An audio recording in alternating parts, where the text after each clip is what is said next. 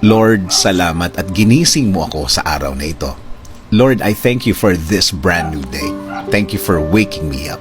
Salamat at nagising ako, Panginoon. Maraming salamat sa napakagandang gising ko na ito. Tatanggapin ko po ito as another form of blessing.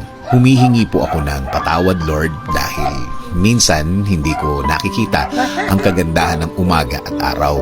Hindi ko nakikita ang mga bagay na ibinibigay niyo sa akin.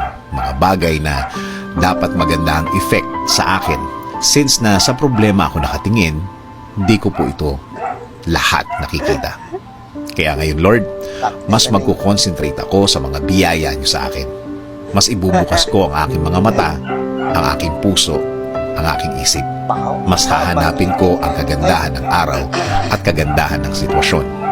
Sa ganda ng mga bagay na inilalagay niyo sa aking buhay. In Jesus' name we pray. Amen.